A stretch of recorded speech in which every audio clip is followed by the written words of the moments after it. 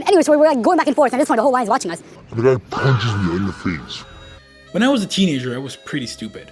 But I was smart enough to know that this is the one and only time in my life where I'm old enough to be able to try things, but young enough to not have to face any real consequences for them. My first 14 years of my life, I had a very big victim complex. Every issue in my life was some external factor. I was a bit of a social outcast growing up, and I would blame that on my parents not buying me the coolest clothes and the newest iPhones. And then one day in November 2019, and this is gonna sound really stupid, so just bear with me, I was listening to Pop Smoke, and he said, "If I want it, I'ma have it." And hearing him say that initiated some neural pathway in my head. And I realized that if I want something in my life, I need to get it myself. I realized that no one was gonna do anything for me. And while this was the right message, I was in the wrong environment. And not because of my family, no.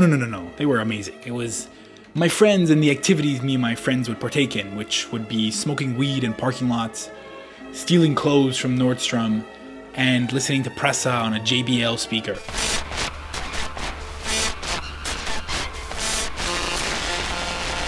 But I'd look around my friends and notice they had Nike Techs and fresh J's and all of these things that I didn't have. Things that I thought were so cool and I wish someone would buy them for me. And I realized no one was gonna buy them for me. And so when the pandemic happened and all of my teenage classmates had no way to get a fix for their nicotine addictions, I decided to start chasing the Canadian dream. I'll let a slightly drunk Mateo at a park bench describe the next part for you. I was doing weed, selling weed and vapes and stuff on Snapchat.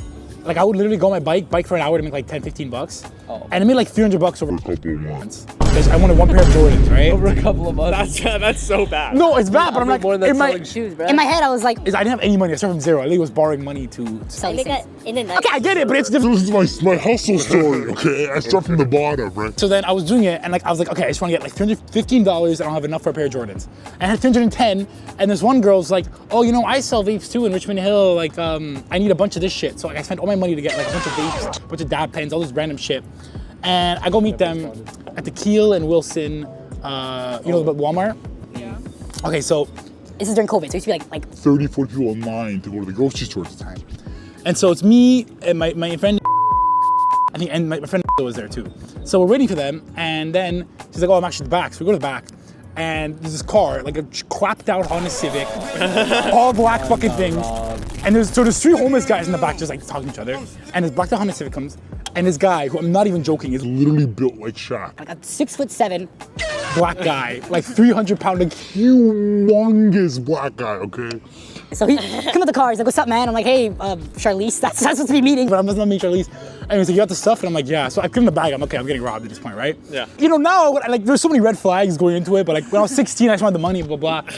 Anyway, so as I'm talking to him, I guess someone called the police because it looked suspicious. Because the guy was black? So this police car comes behind them. And the car like leaves the guy behind. And he's like, y'all fucking leaving me, man. And so he gives my vapes, he just Throws them in the air. for no fucking reason. He throws it in the air. And the homeless guys, like they're pigeons, like they start going to pick up the thing, right? And so I dip because I see the police, right? We leave for like 10 minutes. And we're like, okay, let's go back. Maybe they left some of the vapes or something. We go back there, and the homeless guys are like packing up and leaving, right? With all their shit. And at this point, they're in the front, like in front of the Walmart where everyone's lined up, right? So I'm like, okay, maybe I'm gonna try to finesse them, do a deal with them, I don't know. So I talk to this homeless guy, right? Because at this point, I'm like, I have nothing to lose. And I'm like, hey man, you have those vapes and stuff, I'll pay you for them. he's like, no, I just sold them, man. And I'm like, What do you mean you sold them? You had them for 10 minutes. What are you talking about? It's like, no, man, I sold them. At this point, he's like yelling at me. He's like, I fucking sold them. I'm like, don't fucking yell at me, man. Give me my stuff back. So I'm like arguing with this like 30-year-old Jamaican homeless man, right? In the middle of the fucking parking lot. And anyway, so we're like going back and forth, and at this point the whole line's watching us. the guy punches me in the face. No. And the police are like, now, I guess someone called the police again. So they're there, and I'm okay. I had a knife in my pocket. I'm like, okay, I can stab this guy, go to jail. Tell my parents I've been selling drugs for the last 3 months on Snapchat. Or I could just like suck it up and walk away. And I was like, okay, I gotta suck it up and walk away.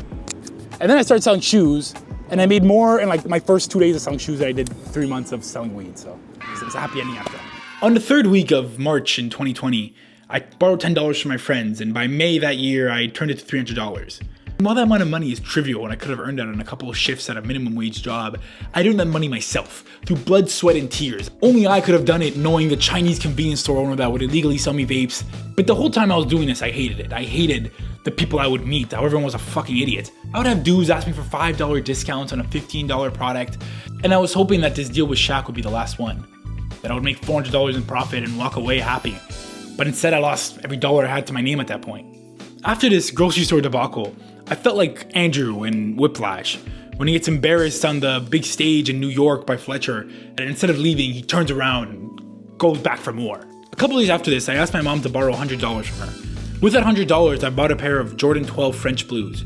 I flipped those for $120, gave back my mom $100. That $20 turned to $40, and then $80, and then $150, and then over 16 months, I turned into $30K. One of the guys that came with me to my last drug deal, I asked him a week after that if he wanted to come with me to the thrift store.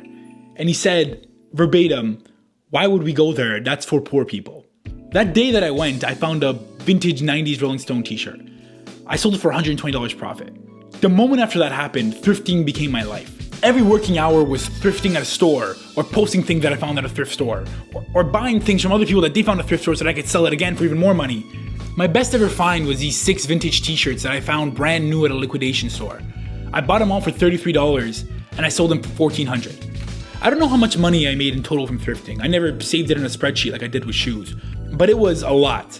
It was enough money for a trip to the south of Italy, a trip to Japan, a trip to Korea, a trip to Banff, a trip to the north of Italy, and a trip to Argentina. And now I'm 21 years old and I have more life experience than most 50-year-olds that I meet. All because some rapper told me I need to get it on my own. A lot has changed about me and the world in the last 5 years. Inflation has basically killed consumerism, and the only thing I'm making money flipping these days are vintage digital cameras that I can sell to white girls for $200 more than what I paid. But that fire in me never left. In fact, this fireplace, I put it in my room specifically so I would remember to wake up in the morning and have the fire in my body go through my veins. That's a complete fucking lie. My neighbor threw this out. It was brand new with the stickers on it, still working. He literally just left it out. And I was like, yo, what the fuck? Got sick. I'm putting it in my room. And now I got a fucking fireplace. Fucking balling. But YouTube is something that I always wanted to do. Even when I was a dumbass teenager in a parking lot stairwell, when I was an insufferable shoe reseller, or when I was a white guy that you'd see at the airport with a giant backpack. Marijuana, cannabis. I always wanted to make a digital journal of my life, but I never had the balls to do it. But now that I've gotten older and seen the world, I meet people and I realize no one gives a shit about your could have been, would have been stories. They don't matter. All people care about is what you actually did. When I finally bought this pair after selling some shoes and working a job at this gelato place, I remember me and my friends went to the Ontario Place Center, which at the time was abandoned. And we would sneak in there and we would, roll joints. And I remember looking at the lake and hearing the water and looking down at my feet and seeing the shoes I've wanted for years. And being filled with this immense feeling of satisfaction, this immense feeling of joy that at that time in my life, that was exactly where I wanted to be. There was no other place in the world I'd rather be than there at that moment, wearing my fucking $300 Jordans. And that same feeling of wanting to be in a very specific place, it carried on with me. And the next time I had this same feeling was when I was at the Uffizi in Florence for the first time. I was looking at this painting. The man who made this painting lived 600 years ago. He lived a completely different life from me, and this man's life could not have looked more different than mine. And yet, somehow, I could feel the exact emotions he felt when he was making this painting. And at that moment, I got a notification that a Marilyn Manson t-shirt I had sold for $500. And I was in one of the most beautiful cities in the world, at this beautiful museum that I could only afford because of my hard work and my business. And now I'm making money during the trip, which is enough to cover my trip. And it was surreal. It was just like that moment I felt at the Ontario place. And these types of moments in life, you will never get unless you try things, unless you take that risk. And I can tell you all of these stories of me being an idiot at 16 because now that I'm 21, I feel like I've grown up from it. I'm not that person anymore. And when I talk to people that are the same age as me, when they were 16 during lockdown, all they did was jerk off and play Warzone all day. And I was out here doing something with my life, even if it was something stupid. It makes me realize how great a life I've lived because of the actions that I chose to do. Because I chose to do what I wanted in life. And in a month from now, I'm going to be 22. Right now, I should be at some networking event with a bunch of other people my age, kissing some HR hiring manager's ass, hoping they'll give me an internship. But I'm not. I'm in my room filming a YouTube video. And as I meet more and more people from all over the world, from all walks of life, from all ages, I realize it is so easy in life to do nothing of importance, to have no stories to tell. And young people have nothing to lose. They literally have a device that has all the information and all of human history available to them at their fingertips. And instead of doing something with their life, instead of doing something to change the world, instead of doing anything. They lay there in their beds and doom scroll and gamble while hitting the vapes that I sold them 5 years ago. I could have just got a job at the grocery store like all my friends did, and I would have had the money to buy those Jordan 5s a lot sooner. But if I did that, I would have never seen the sun rise over Naples. I wouldn't have got to see Osaka on the top of a mountain. And so sometimes people from my past will bring up this story to try and embarrass me.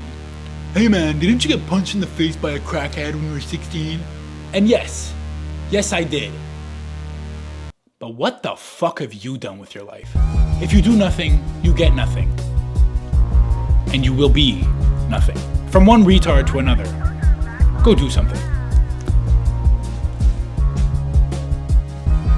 If you guys enjoyed this video, leave a like and subscribe so I don't have to go back to Walmart. YouTube is also testing out this feature called Hype. If you do give that to me, I will literally love you forever. Okay, bye.